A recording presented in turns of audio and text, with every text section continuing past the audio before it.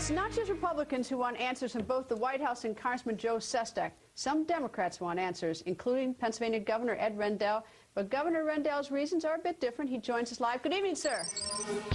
Hi, Greta. How are you? I'm very well. So, Governor, why do you want answers on this, Congressman Sestak White House issue?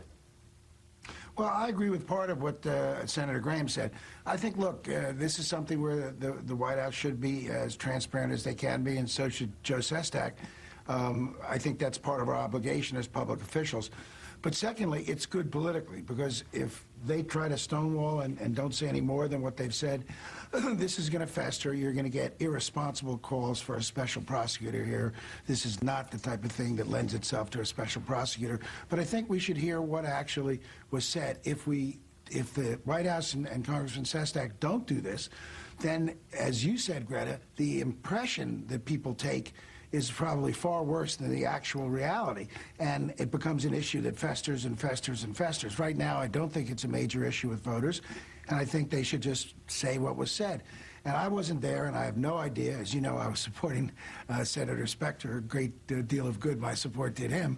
But my guess is it was a similar conversation to one I had back in 2006 when I got a call from Senator Schumer, and he said, we think Bob Casey is our strongest candidate to run against Senator Santorum. We have polls to back it up. Could you try to clear the field? And I said, look, I'll try. I'm not a guy who tells people what to do. People told me not to run for governor in 2002 because a guy from Philadelphia could never win, and all I was going to do was force our candidate to spend money. So I didn't listen then, so I wasn't going to force anybody. But I had a conversation with one of the candidates, former Congressman Joe Huffle, and I showed him the polls. I said, Joe, it doesn't look like you have much of a chance to win. It looks like Bob Casey's our only candidate. But Bob's not going to run if he has to spend all his money in a primary and wake up the next day far behind Senator Santorum in fundraising. And I said, I know, Joe, that you love public service just like I do, and you want to continue to serve. So think about this, and if you decide not to run, come back and see me. There's a lot of things that a guy of your talent and experience could do in state government, and let's discuss it. And that was the conversation I had. And by the way, Congressman Huffle did withdraw. He came back to see me a month later, and he became a Deputy Secretary of Commerce in charge of our foreign export program. And we doubled our exports in 5 years from $16 billion to $34 billion. All right. Congratulations to him for doing that. All right. Now, here's the little difference, though. A couple of things. One is you say that they have to hurry up and do it because otherwise it's going to be a particular problem. This has been lingering since at least February 19th, 2010, when the first comment was made by Senator Sestak to the Philadelphia Inquirer. That's the first thing. The second thing, the story that you relate is far different from a quid pro quo. Here's your job, Mr. Sestak. And then he says he was offered a specific job. You know, he was offered a job by a high-ranking person. Here's your job was put on a line is a little bit different than be a good party man, pull out of the race and come around. We'll see what we can do. You're and right, finally, Greta. let me ask you finally, did you actually appoint him to that deputy job? Yes, absolutely. Okay. I did, and we didn't discuss a specific job. I just said that's a difference. That's a huge difference. That's a huge difference. I agree.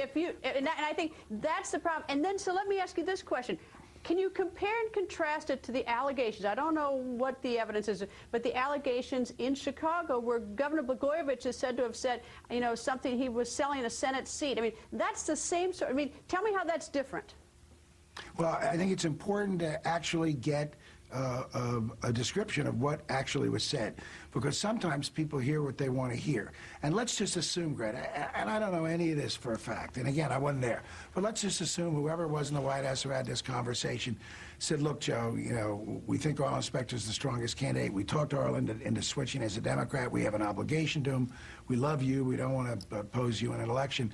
And look, there's things to do here in this administration that fit your background and your ability, and, you know, come talk to us after this is over. But I think you and the Republicans agree there, because you're right. We don't have all the facts, and the reason we don't have all the facts is because both sides who seem to have the facts refuse to tell them. It's been lingering for months, so it's fair now to be suspicious. And then you've got Robert Gibbs coming out and saying, essentially, I'm told that whatever conversations have been had are not problematic on Face the Nation, which is bizarre. Right. So now, why are we supposed to accept this? It's been dragging out for several months. It's, you know, why won't they do the transparent, honorable thing? Just step up, and if there's no problem, tell us.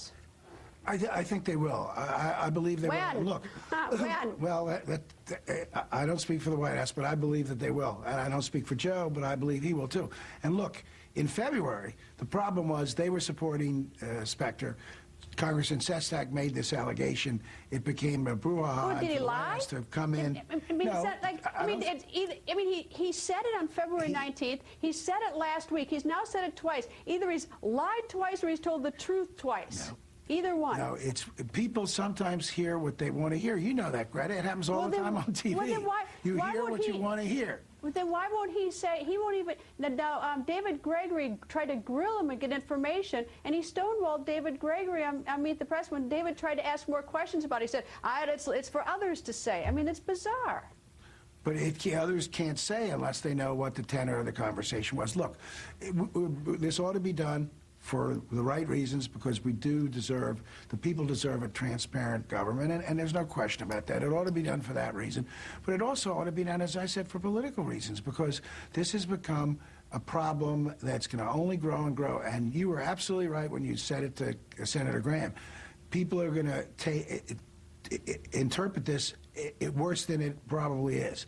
I do not believe that anybody in the White House was crazy enough to say you can have this specific job if you withdraw. Everybody knows that that's not something that's appropriate. Well, I don't believe they said it. And I believe Joe heard what he wanted to hear, because, you know, he's a former admiral. You know, when they said something like, this is something in your background or your experience level, he must have interpreted, I guess the position at that time was open, it hadn't been filled. I don't know if we should look and find if Secretary Mavis was appointed by that time. You and I, but the one thing I disagree is that, you say that what you think, no one would be crazy enough to say something in the White House.